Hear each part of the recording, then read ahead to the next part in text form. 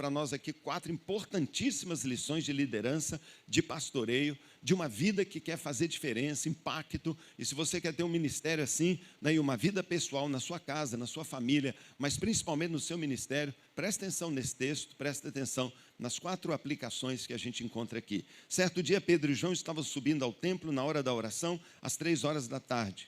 Estava sendo levado para a porta do templo, chamada Formosa, um aleijado de nascença, que ali era colocado todos os dias para pedir esmolas aos que entravam no templo. Vendo que Pedro e João iam entrar no pátio do templo, pediu-lhes uma esmola.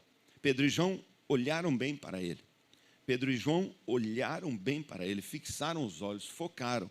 E então Pedro disse: agora você também, olhe para nós, olhe para nós. Os olhares se encontraram. O homem olhou para eles com atenção, esperando receber deles alguma coisa, uma esmola.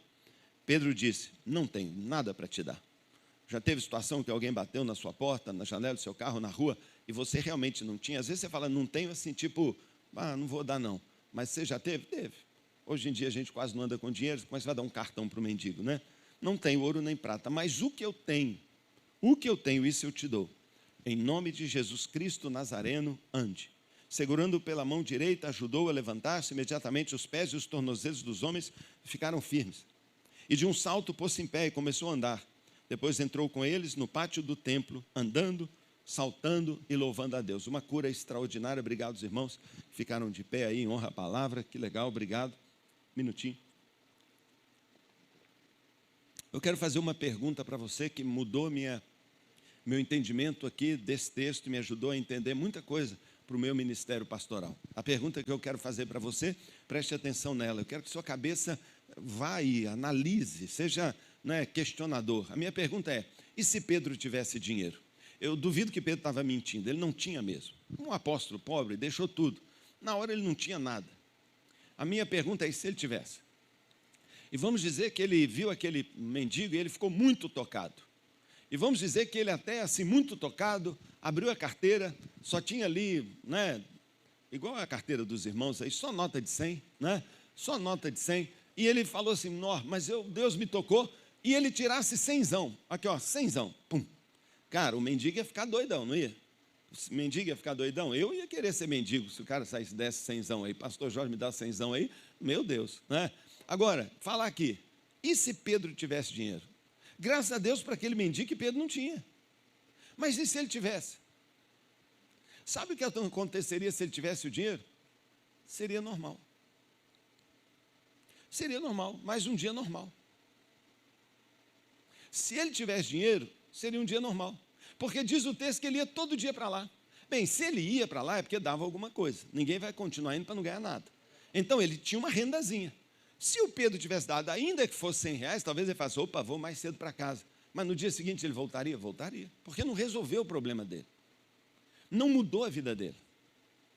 Posso falar com você qual que é o problema da igreja? Nós temos dinheiro. Nós temos dinheiro. Sabe qual é o problema nosso? Nós estamos fazendo o normal, quando a gente foi chamado para não fazer o normal. Nós fomos chamados para fazer o sobrenatural, o anormal. Nós fomos chamados para mudar a vida das pessoas, mas nós não estamos mudando a vida das pessoas. Dá uma olhada ao redor e vê que a sociedade não muda. Por que não muda? Porque nós estamos sendo normais, nós temos dinheiro. Nós temos dinheiro. Será que esse não é o nosso problema hoje em dia?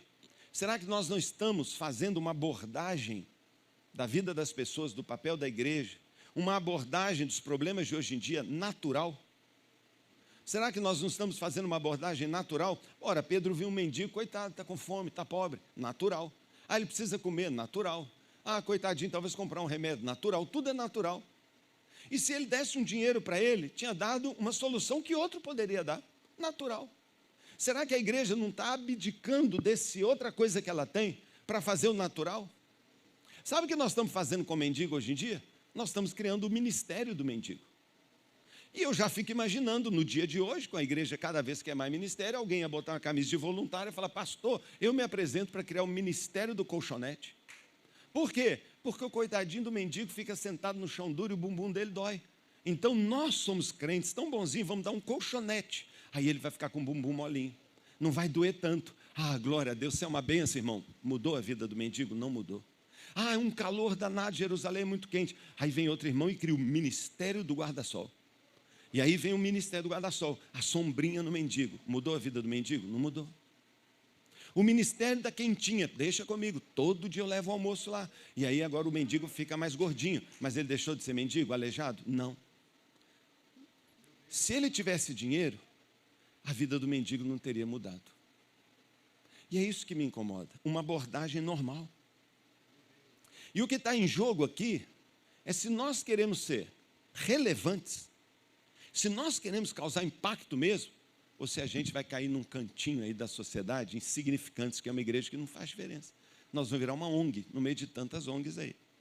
Então, para mim, o que está em jogo aqui, que eu trago a discussão, é o que uma pessoa, alguém que é realmente relevante, o que um líder que é relevante tem que ter? Como é que eu me torno alguém transformador, que muda a vida das pessoas?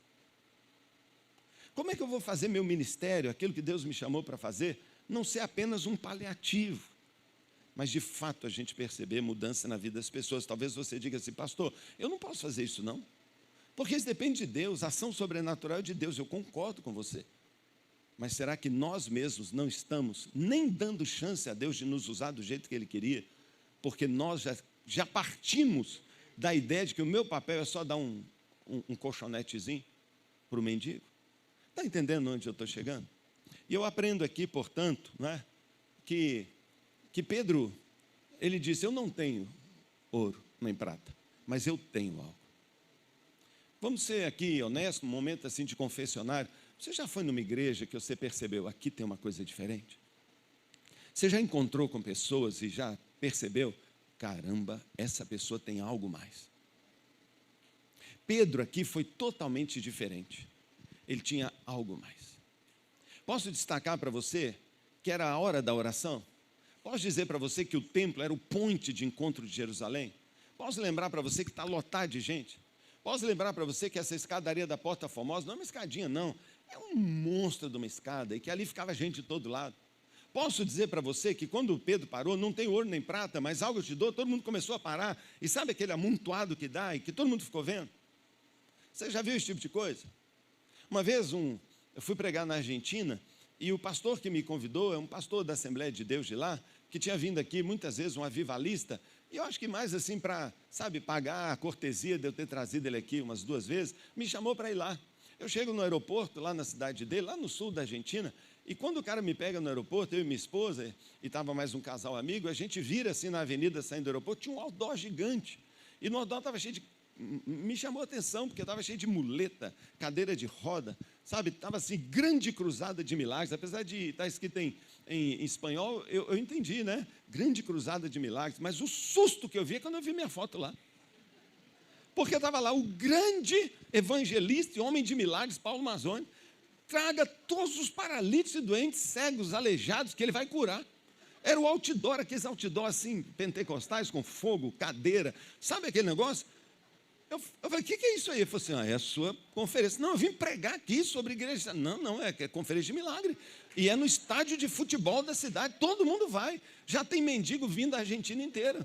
Já tem doente vindo. Eu falei, me embarca de volta agora. Chama o avião. Eu olhei, o avião estava decolando e indo embora. Eu falei, meu Deus. Eu falei com o pastor, você ficou doido? Eu falei assim, Deus já providenciou tudo, irmão. Só deixa ele te usar. Eu falei, você está doido? Irmão, eu passei 2 dias até que chegaram o dia do estádio, eu fui gemendo. Sabe a tal diarreia da injeção? Tem diarreia também do outdoor. Irmão, eu gelei. E aí eu falei, o que eu vou fazer? Minha esposa falou assim, Paulo, olha, ele sabe, ele te conhece. Ele sabe que você veio da igrejinha lá em Belo Horizonte. Que estádio de futebol lotado, não é você, é outra pessoa.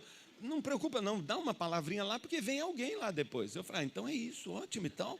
E aí na hora que foi lá, louvor e louvor e louvor e tal, aí eu preguei minha melhor mensagem. Sabe assim, tipo, querendo dar uma de Assembleia de Deus e todo fogaréu, e eu dava glória a Deus e o povo lá vibrando, e aí acabei de pregar, fiz uma grande oração, microfonão de volta para o pastor, e ele veio, glória a Deus, aleluia, e tal, ele já sacou um lenço, porque ele gosta de um lenço assim, e glória a Deus, e lotado, já que esse só tinha estacionamento de cadeira de roda aqui, ó. Está igual Pedro, todo mundo olhando, eu não tenho ouro nem prata, mas o que eu tenho eu te dou, e se não der? E se não entregar, irmão, Que vergonha. Mas eu sentei ali, ó, quietinho, igual o Toninho, lá atrás. Agachei ali, fiquei ali assim. Aí ele veio, aleluia, e ele fez umas coisas lá e tal. E foi, paz agora, o que todo mundo estava esperando. Eu falei, vem o homem aí, deve ser um... Vem o homem, né? Lá na Argentina, né? Carlos Anacondia. Eu falei, é o homem lá, o cara que tem até o olho murcho, tanto chorar por milagre. Carlos Anacondia. Aí ele, agora, pastor Paulo Mazzoni vai orar e vai curar todos os enfermos. Eu falei, toca a trombeta, Jesus, arrebata a igreja agora. Nada. Eu vim tremendo, minha mão não segurava o microfone. Não segurava o microfone. Aí eu tentei de novo, fiz a oração mais pentecostal de cura. Eu lembrei do Jeová Rafá, tomou sobre si, pelas chagas foi curado. Tudo que a Bíblia fala, eu falei e nada. Todo mundo olhando, estádio lotado. Devolve o microfone ao pastor e ele, glória a Deus, já me pegou aqui. Agora pastor Paulo vai descer aqui agora. E ele vai impor a mão sobre os enfermos todos. Irmão, você já pegou isso aí? Você já entrou numa dessa aí? Já entrou numa dessa? Eu já, irmão. Só sei o seguinte, nunca mais eu boto o pé na Argentina. Nunca mais. Irmão, eu tremendo, envergonhado, já assim incrédulo, disse. De cara, na hora que eu disse aqui a primeira era uma irmãzinha. Aí eu parei ali, eu falei, espero que ninguém esteja me vendo. E eu, então, falei assim, qual que é o caso dela? A filha que estava empurrando a cadeira de rodas, puxou um cobertor que tampava a perna dela. Eu falei, tampa isso aí, minha filha. A perna dela é da grossura do meu dedinho. 22 anos aquela senhora não andava. Eu falei, meu Deus. Para de rir, irmã. Você não tem compaixão, não? Você não sabe que eu passei lá, não, minha filha? Está rindo ali, ó. É porque não estava no meu lugar. A gente sofreu demais. Nossa. Mas eu botei a mão naquela mulher e orei. Aí eu orei de todo o meu coração, mas não aconteceu nada. Aí eu fui para o próximo. Próximo, ainda bem que era um homem. Mas ele usava assim, sabe, um cachecol assim. Eu falei, que elegância. Coisa lá do sul, né? Frio danado. Ele com aquele cachecol. Eu falei, e você? Aí ele puxou o cachecol. Eu falei, para que eu fui perguntar? Tinha um tumor aqui, ó, no pescoço. Mas um negócio mais horroroso que você pode imaginar que assim, ó. Ele falou assim, é um câncer. Do lado de fora, veio pelo pescoço, não tem como operar. Está pressionando a medula. Ele vai morrer disso aí. Eu botei a mão em cima daquela vergona, aquele trem lá. Irmão, quando eu estava orando por essa mulher e fui passar para cá, o pastor que está aqui em cima, e uma banda aqui e tal, ele começou a fazer assim para mim, assim, ó. Pss, pss, pss, pss. Eu falei, o que foi? Ele olhou para mim e falou assim, a mulher da cadeira de rodas. Eu falei, mas o que foi? Está curada. Eu falei, ô irmã, ele falou que você está curada. A perna estava lá e ela nada. Ele desceu aqui, foi lá na frente dela, gritou com ela, falou assim, mamacita, levanta-te arriba. Eu falei, gente. Aí ele falou assim, levanta ela, pastor. Eu falei, eu não, rapaz. Logo que você orou, ela foi curada. Aí ele veio aqui assim, para dar uma forcinha, puxou a mulher pela mão e chutou a cadeira de rodas, soltou a mulher e foi embora. Eu virei madeira, né? Eu falei, vai arrebentar lá embaixo. E ela balançou e não caiu. E ela ficou lá assim, todo mundo começou a olhar o estádio todo, as câmeras em cima, e ela assim, ó, começou. Daqui a pouco ela estava para lá e para cá. Eu sapequei o tumor do cara, o trem começou a baixar aqui na minha mão, foi um negócio impressionante. Você sabe que Deus fez milagre lá aos montes? Você sabe que Deus fez milagre? Não tem nada a ver com isso, era o cara ali, o malucão lá. Nada a ver com isso.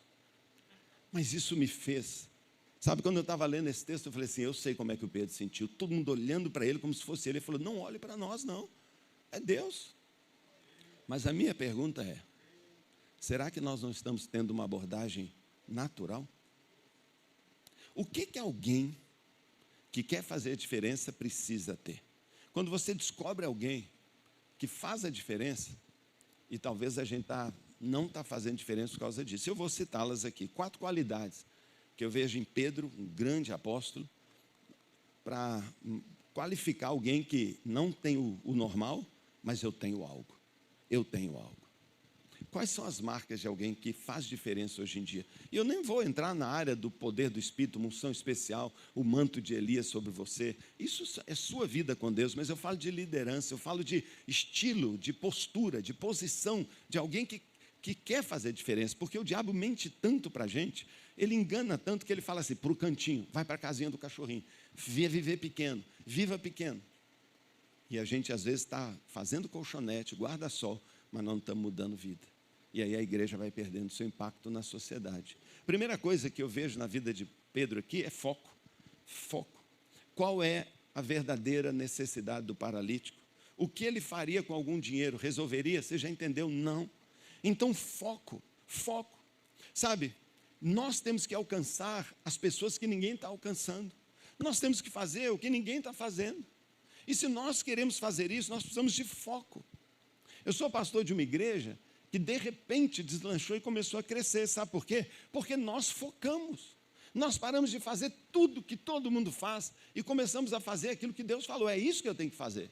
Então ele olhou muito para aquele paralítico, você viu que ele ficou olhando. Eu acho que ele falava assim, não, o colchonete não vai resolver, não. O que ele precisa? Andar. Então, cara, você vai andar agora. Quando você olha para a cidade, o que a cidade precisa? É claro que tem fome, é claro que tem problema de educação, é claro que tem problema de saúde, é claro que tem problema de depressão, é claro que tem problema familiar. É uma bênção termos ministério de aconselhamento, de família, de finanças, uma bênção os ministérios. Ajuda, coopera, mas qual é a necessidade do povo? Salvação. Salvação. E qual é a nossa missão? Uma só, fazer discípulos. Nós podemos estar fazendo um monte de coisa, mas se nós não fazemos discípulo, a vida da pessoa não muda. E nós estamos cheios de gente dentro da igreja que tem roupa de crente, voz de crente, jeito de crente, mas não é crente. Não nasceu de novo. Por quê? Porque nós não estamos focando no discipulado. Nós não estamos focando. Se você quiser ser relevante, escute o que eu estou te dizendo, você tem que escolher fazer uma coisa muito bem feita. Jesus disse, busque, pois, em primeiro lugar, prioridade, foco, o reino de Deus. Sabe, foca nas pessoas, foca no evangelho, foca naquilo que nós temos que fazer. Sabe, se você não transformar a sua igreja em líderes que vão ganhar almas para Jesus e vão fazer discípulos, sua igreja nunca vai multiplicar.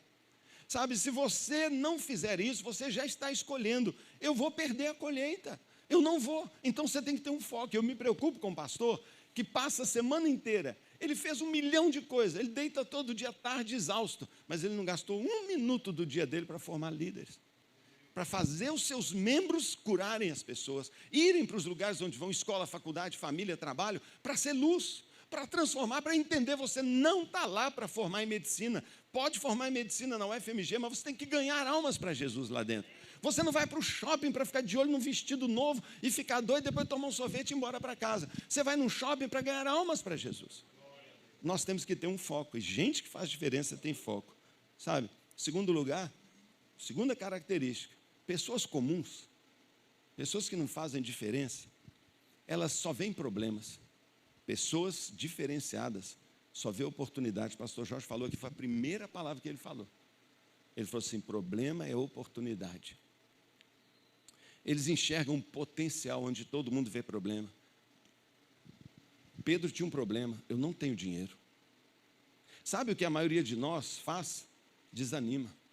E nós ficamos fazendo um ministério baseado naquilo que eu não tenho, ao invés daquilo que eu tenho.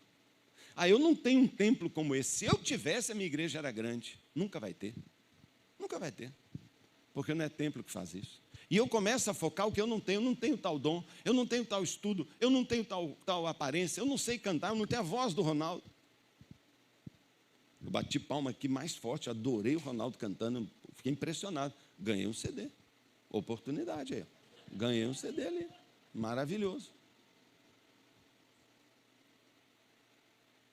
Você realmente acredita que Deus já te deu tudo que você precisa para fazer o que Ele mandou você fazer? Pedro disse, eu não tenho dinheiro, mas se eu encontrei com você aqui, e Deus está me falando para te curar, eu já tenho o que eu preciso. Nós ficamos parados esperando, qual a próxima bênção? Quem vai botar a mão na minha cabeça? Qual o próximo curso eu vou fazer? Porque você está sempre pensando o que eu não tenho, você já tem. Você já tem todas as promessas, você já tem todo o poder, você já tem toda a autoridade, você já tem toda a visão, basta você acreditar. Sabe, você tem tudo que você precisa para fazer tudo que Deus quer que você faça. Você já tem, não é? Você já tem. E Pedro sabia disso, e ele creu nisso. Sabe, irmão, você já tem dentro de você tudo que você precisa para ganhar Belo Horizonte para Jesus. para ganhar seu bairro inteiro. Nós já temos como igreja evangélica o poder para ganhar esta nação para Jesus. Nós já temos tudo que a gente precisa, mas o nosso problema é que nós estamos olhando o que eu não tenho, o que eu não tenho, o que eu não tenho.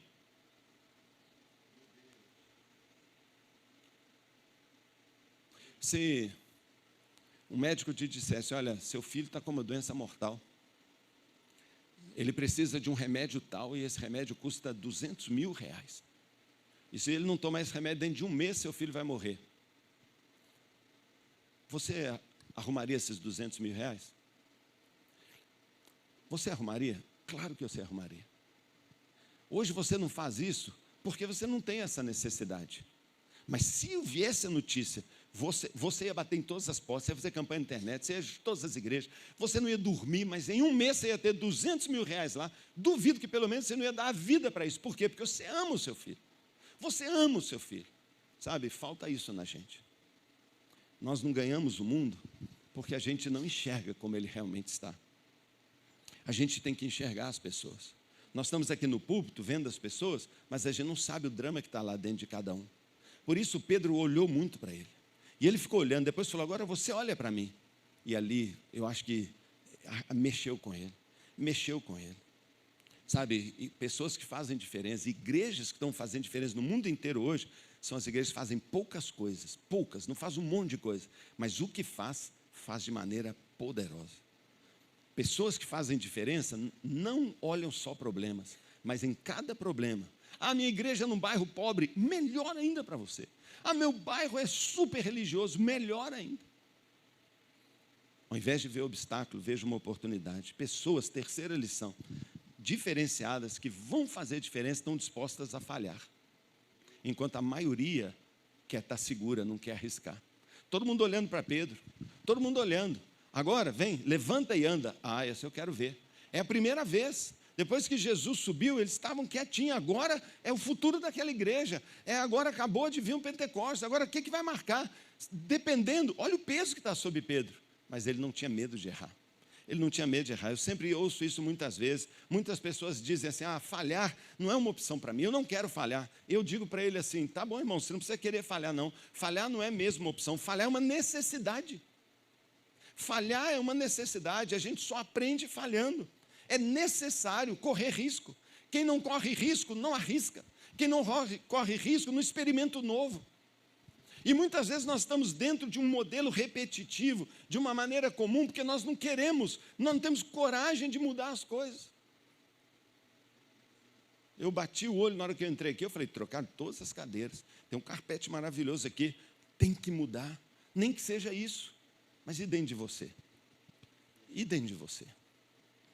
E dentro de você? Sabe, eu poderia contar para você aqui exemplos de erros e falhas que eu cometi. Mas aos montes. Mas ninguém vai poder dizer que eu não arrisquei, que eu não tentei, que eu não dei o meu melhor. Sabe, quando a Bíblia fala, procura apresentar-te como obreiro aprovado, essa palavra procura, não é procurar onde está, é se esforce, dê o seu melhor. Sabe, Deus não exige de nós perfeição, mas Ele quer que a gente tente. Eu podia estar no vexame que for, diante de um estádio que for, mas eu fui. Falei, azar, esse cara é doido. E foi uma noite gloriosa, como eu nunca tive na minha vida. E eu tomei uma lição. Sabe, se a gente quiser experimentar o sobrenatural de Deus, nós não podemos ter medo. Nós não podemos pensar na nossa reputação. E se der errado, muitos de nós estamos fazendo a coisa bonitinha, sabe por quê? Porque nós queremos que as pessoas batam palma para nós, mas o paralítico continua ali. A gente não quer nem ser visto, a gente não quer ser criticado, tem que ser criticado. As pessoas que fazem a diferença são as mais criticadas. São as mais criticadas. Pastor Jorge ficou falando aqui de fogo amigo. É lógico que vai ter fogo amigo, as pessoas vão criticar. Por quê? Porque você é um inovador. Porque você vai à frente, porque você é um líder. Agora, se você quer agradar a sua igreja e perguntar, gente, o que vocês querem fazer? Eles não querem fazer nada. O que vocês querem mudar? Nada. Agora, é do papel nosso do líder. E eu vejo aqui Pedro correndo risco. Pedro correndo risco. A Bíblia fala, pois ainda que o justo caia 7 vezes, tornará a se levantar. Mas o ímpio jamais vai sair da calamidade. Você quer agir como um ímpio ou você quer agir como um justo? O justo, ele arrisca, cai, levanta. E é nesse processo que a gente é transformado. Sabe, O que Deus te chamou para fazer e que até hoje você não fez porque está com medo de fazer. O que Deus te chamou para fazer que você não faz porque está com medo de fazer. Orar pelos enfermos? Eu oro e ninguém é curado, eu passo maior vexame. Fazer um apelo de conversão, eu faço assim bem genérico, para se ninguém levantar a mão eu não pegar mico lá na igreja. Irmão, quando você escolher medo, você escolheu a criptonita da fé. O medo é a criptonita da fé, mata a fé. E o seu ministério vai se tornar morto e vazio. Por último, pessoas diferenciadas são aquelas que andam com gente diferenciada. E Deus falou comigo assim, você não está anotando aí no João não? Você não está anotando no João não? O texto não diz que Pedro estava indo, estava Pedro e João. Com quem você está andando? Com pessoas que te puxam para baixo? Com pessoas que falam com você assim, não fala isso? Com pessoas que falam assim, quem está pensando que você é? Com quem você está andando? Com pessoas que querem te acalmar? O que você está deixando, talvez, sua denominação fazer com você? Não pode isso, não pode isso. Já imaginou se fosse assim com Pedro? Com quem você está andando? Se você quer fazer diferença, você tem que andar com pessoas que querem fazer diferença. Gente que te puxa para cima. Gente que te leva para mais de Deus. Gente que te incentiva, que te encoraja e diz, você é extraordinário, você é grande demais. Sabe, irmãos, o maior problema do pastor não está ligado à sua condição espiritual. Às vezes a gente fala, isso não está acontecendo porque tem um pecado aí. O pecado já foi resolvido na cruz há muito tempo. Larga isso e pronto. Mas tem gente que diz, uma época eu fiz uma coisa e isso comprometeu o meu ministério. Então você não crê no preço que Jesus pagou na cruz. O maior problema nosso não está nessa batalha, está na batalha aqui dentro. É quando a gente está aceitando menos, quando a gente está se enxergando menos. Sabe, pessoas que fazem a diferença, elas têm foco. Pessoas que fazem a diferença, eles não olham o que não têm, mas eles olham aquilo que eles têm. Em vez de ver só dificuldade, vem a oportunidade. Eu não tenho dinheiro, que bom, então só posso orar por ele. E a oração mudou a vida daquele homem para sempre. Nunca mais ele mendigou. Nunca mais. Na hora que você parar de fazer o que sempre faz, ou que todo mundo espera que você faça, e fazer o que Deus quer que você faça, você nunca mais vai voltar para onde você estava. Nunca mais. Deus vai mudar a sua história. Se estão dispostas a falhar. A falhar. Sabe, já falei isso aqui muitas vezes. Muitas vezes. Eu nunca quis ser pastor, porque eu sempre me considerei uma pessoa aquém. Uma pessoa despreparada, uma pessoa que não sabe falar. Eu falo tudo errado. Uma pessoa que não tem assim aquele dom, aquele carisma, muito tímido. Sempre me achei. E eu, por causa disso, eu ficava dizendo, não, eu tinha medo de errar. Medo. Sabe, um dia o Senhor falou comigo assim, se você quer continuar assim, não serve para mim. Porque eu também não quero andar com gente medrosa. Eu não vou ser parceiro de gente que não está disposta a arriscar o pescoço, a reputação, a vergonha, a honra, por minha causa. Porque meu filho falou, eu vou ser cuspido na cara, eu vou passar vergonha, vai parecer para todo mundo que eu falhei. Aos olhos dos homens eu sou um derrotado, mas aos olhos de Deus um vencedor, porque obedeceu o Pai até a morte. E aí o Pai é que o exalta. Estão dispostos a falhar? Você está disposto? Você tem andado com pessoas que fazem algo diferente?